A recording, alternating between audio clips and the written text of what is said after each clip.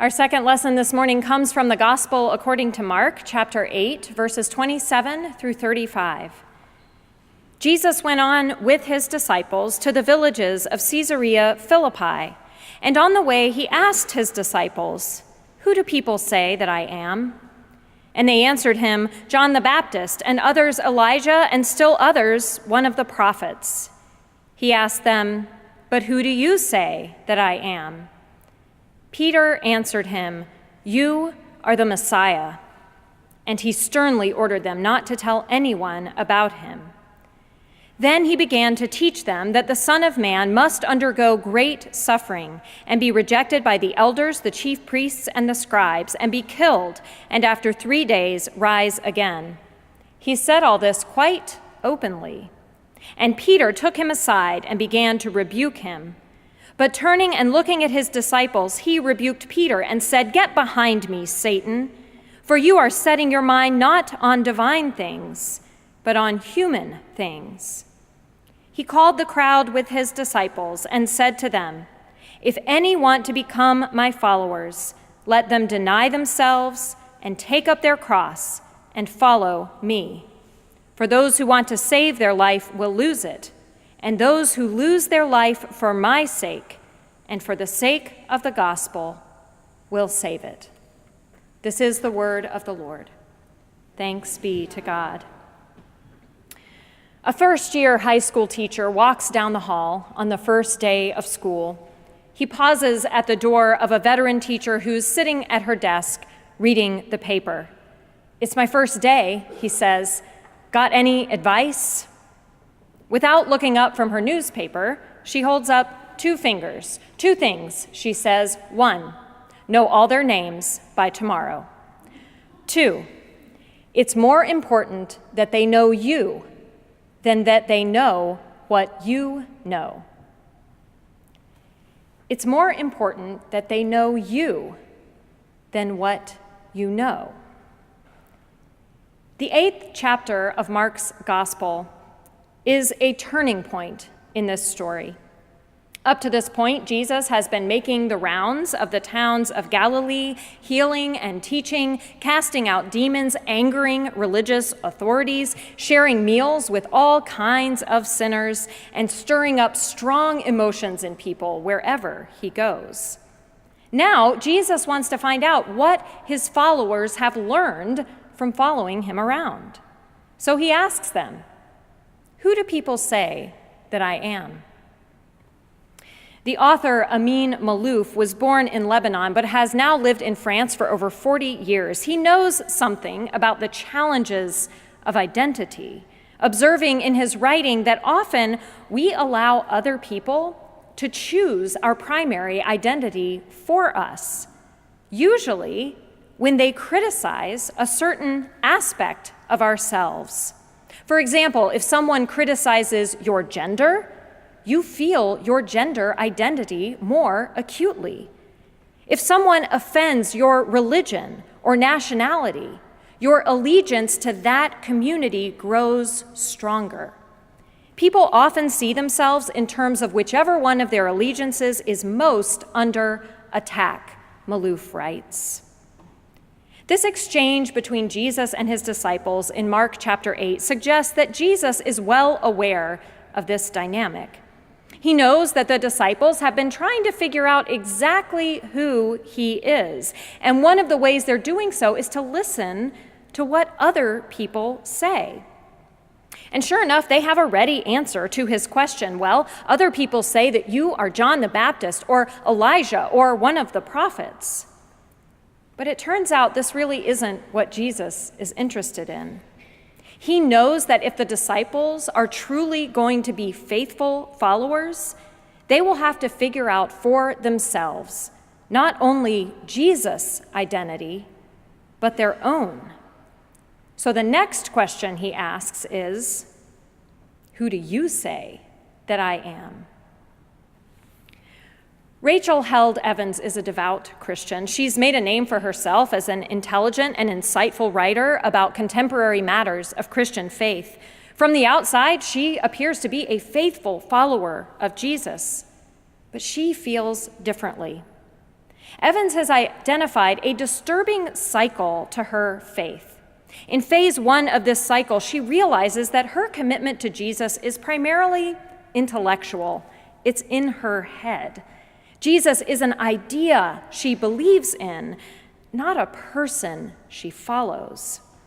In phase 2, she reads through the Gospels again and discovers that Jesus doesn't just want her to like him, he wants her to follow him. In phase 3, she reads all the latest books about how Christians should fight poverty and decides that following Jesus means selling all her things and joining an inner-city monastic community. In phase 4, she remembers that she has a job, a mortgage, and a husband who actually isn't interested in doing most of those things. Finally, phase 5. Overwhelmed by a growing sense that her convictions are entirely unrealistic, she gives up and goes back to phase 1, where she can believe in the idea of Jesus and not disrupt her life too much by actually following him. Once Evans recognized this cycle and all of its phases, she realized she could break it. But in order to do this, she knows she has to be realistic, not just about who she understands Jesus to be, but about who she is. Yes, she needs to get her faith out of her head and into her hands, but she has to do this within the reality of her own life and responsibilities. In other words, she realized she has to follow Jesus as Rachel held Evans, not as anyone else. We can't follow Jesus by trying to live into someone else's idea of what it means to follow Jesus. One size does not fit all when it comes to discipleship, which is why Jesus says you have to pick up your cross, not anyone else's. To follow Jesus, we need to know for ourselves that he is the Christ, the Messiah, God's chosen one. But it is just as important, if we are going to not deny ourselves and pick up our crosses and follow him, that we really know who we are and whose we are. We need to be able to move beyond our intellectual and emotional attachments to the identities others have given us in order to embrace the identity God gives us. Father Gregory Boyle, who works in the projects of Los Angeles, writes about a conversation with a gang member who epitomized cool. This kid didn't walk, he swaggered with a head bob and a serious scowl. When they first met, Father Gregory asked him his name. Sniper, he sneered. Okay, look, Father Gregory said, I have a feeling you didn't pop out of your mom and she took one look at your sorry self and said, yeah, Sniper. So come on, what's your name? The kid relented just a little. Gonzalez, he said. Now, son, said the priest, I know some people will call you by your last name, but I'm not down with that. Tell me, what's your mom call you? Cabron, he responded, with the slightest flicker of innocence, even though if you know Spanish slang, that is not a nice name. No doubt, Father Gregory said, but son, I'm looking for your birth certificate here. Finally, the kid softened. His posture and his expression lost their swagger and revealed vulnerability. Napoleon, he managed to squeak. Wow, Father Gregory said, that is a fine, noble, historic name. But I'm almost positive that when your mom calls you, she doesn't go the whole 9 yards. Come on, tell me. Do you have a nickname? What's your mom call you? In front of Boyle's eyes, the kid went to some far-off, distant place. His voice, his body language, his whole being took on a new shape. Sometimes, he said, sometimes, when my mom's not mad at me, she calls me Napito. Father Gregory writes, I watched this kid transform from sniper to Gonzalez to Cabron to Napoleon to Nepito. We all just want to be called by the name our mom uses when she's not mad at us. When Jesus says, if any want to become my followers, let them deny themselves and pick up their cross and follow me, he's not talking about denying ourselves material things. He's talking about getting beyond all those layers of identity that we put on, or that people put on us. He's talking about that transformation from sniper to Gonzalez to Cabron to Napoleon to Nepito, or from Dr. Sullivan to Robert to Dad to Rob to Bobby, or from Mrs. Edwards to Cassandra to Aunt Cass to Cassie. Underneath all the names that others give us is a core identity that is given to us by our Creator. God doesn't look at us and see the titles or authority the world gives us. But there's something else. God also doesn't look at us and call us addict or failure or glutton, even though we might know deep down that those identities define us too. God looks at all of those names and passes over them to call us by our first name, our original name, the name no other name can cover up or take away. Beloved. God knows what other people say we are. God knows who we think we are. And God calls us beloved. In a recent article, David Brooks introduces the concept of equipoise, which he describes as the ability to move gracefully among our multiple identities. According to Brooks, the person with equipoise doesn't feel attachments less powerfully, but weaves several deep allegiances into one symphony. In other words, equipoise is a trait that enables us to experience life beyond identity. Beyond the identities assigned to us because of our gender or sexuality or marital status or profession or race or religion or ethnicity. My identity and yours is the sum of and something so much more than those unique combination of traits. In this same article, David Brooks writes that it's a myth to think there's one identity that matters most. And here is where I disagree with him. Theologically speaking, there is one identity that matters most, one identity that defines us and connects us to God and to one another. And that identity is that we belong to God.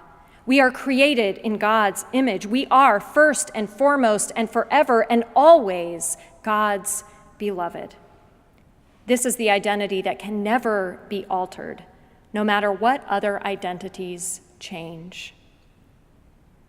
In 1975, an ex-Marine and Vietnam veteran named Oliver Sipple happened to be standing in a crowd of people in San Francisco waiting to catch a glimpse of President Gerald Ford as he exited a hotel. When the president came into view, a woman in front of Oliver reached into her bag, pulled out a handgun, and shot at the president. She missed, and before she could take a second shot, Oliver's instincts kicked in, and he grabbed the woman's shooting arm and held her until the police could get to her and take her away. The press hailed Oliver as a hero and started running stories about him. As they worked to find out more about this seemingly all-American guy, they discovered something about him that didn't fit with the picture they were trying to paint. Oliver Sipple was gay. And not only was he gay, he was a friend and supporter of the gay rights activist Harvey Milk. Unfortunately, Oliver's family back in Michigan did not know about his sexual orientation, and when they found out about it through the national press, they were inundated by reporters and shunned by their community. In response, Oliver spoke at a press conference where he said this: "My sexuality is part of my private life and has no bearing on my response to the acts of a person seeking to take the life of another. I am first and foremost, a human being who enjoys and respects life. I feel that a person's worth is determined by how he or she responds to the world in which they live, not on how or what or with whom a private life is shared. Just a few weeks ago, reporter Al Letson showed a similar understanding of the shared identity that connects us all when he put himself physically between a white nationalist and the anti-fascist protesters beating him up. When asked why he, an African American, would protect someone who seeks to deny his humanity based on race, he said, "It doesn't matter to me if he doesn't see my humanity. What matters is that I see his." What does a life beyond identity look like? How does it change the way we navigate the world? How does it change the way we interact with others, our loved ones, and our enemies? Well, the questions Jesus asks today are a good place to start figuring that out.